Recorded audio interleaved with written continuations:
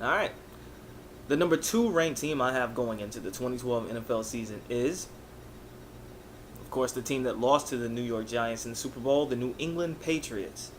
We all know about the Patriots. We know that basically they were the team of the 2000s. We're in the 2010s, so they are the team of the 2000s. 3 Super Bowl wins. You put asterisks next to them if you like, Spygate, etc. But the fact of the matter is, they have 3 rings on their fingers thanks to the duo of Belichick and Brady. Now, the New England Patriots, offensively, they're monsters. They are some serious monsters. They remind me a lot of the offense that Mike Leach ran when he was the coach at Texas Tech. They have a serious plug and play offense. Other than Brady, well, heck, if you even look at it, when Brady went out with that ACL injury in 2008 and Matt Castle stepped in, they still put up numbers. They still went 11-5. So if you really want to talk about how great Brady is, just look at the fact that Matt Castle took that team to 11 wins and almost won the division if it wasn't for the fact that the AFC East with the Jets when they had Favre and the Dolphins with the debut of the Wildcat and the Patriots were all battling it out for the top spot in the AFC East. But the fact of the matter is, the offense that Belichick runs with the Patriots is plug and play. They just bring people in and they just and they put up numbers. Except if you're Chad Johnson, which I'm sorry. Side note, I think the boy is done. I think he's Garbo at this point. He really wasn't a true number 1 receiver because when he had Hoosh Manzada, Hoosh took a lot of pressure off of him. T.O. deboed him out of his spot in Cincinnati. Then he goes to New England and then he's ghost. Milk carton. Where did he go? He is the one exception to who didn't benefit from being in a New England Patriots offensive scheme. Having said that, back to the team. Tom Brady puts up 5,000 yards, 40 plus touchdowns. That offense is catered to him.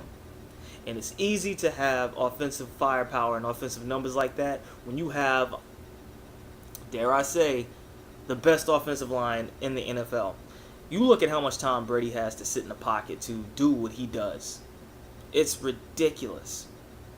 You give Aaron Rodgers or Drew Brees or Matthew Stafford or Tony Romo an offensive line like that, they will put up just as much, if not more, numbers than Tom Brady has.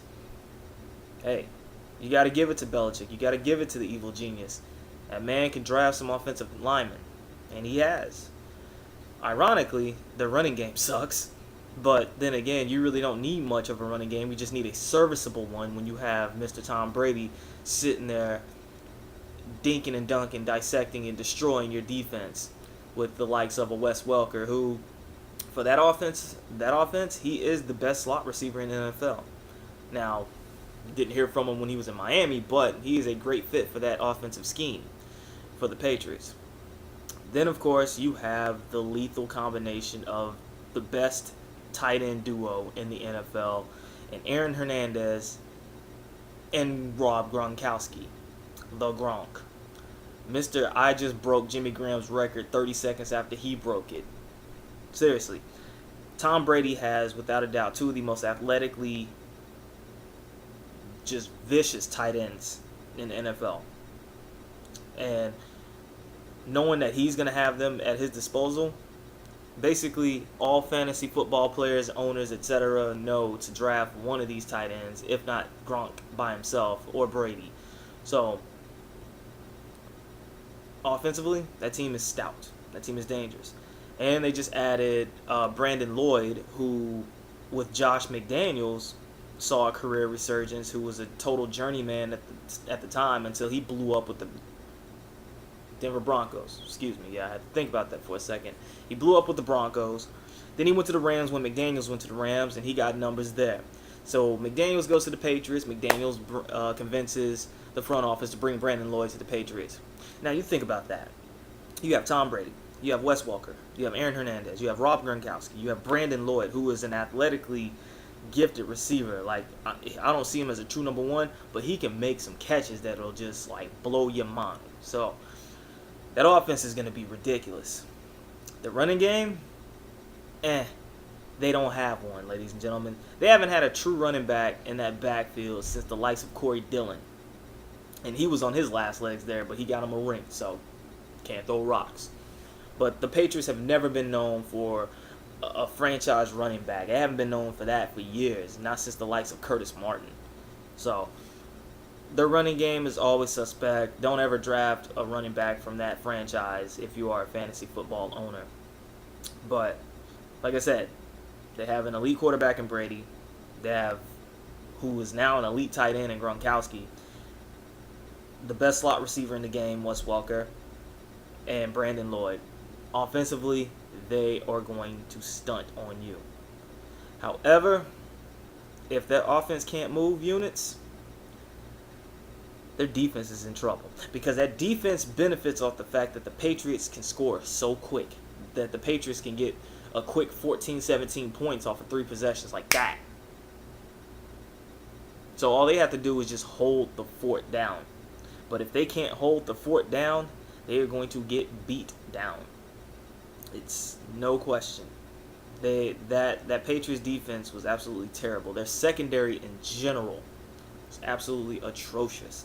So if there are question marks, it's all over that defense. And the fact is that Andre Carter, who was one of their top pass rushers, who was a journeyman, he got hurt. He tore his quad, and so he was done. They don't really have anybody on that front four that will scare the heck out of you, other than Vince Wilfork, but he's more of a run stuffer than anything. They don't have a true edge rusher.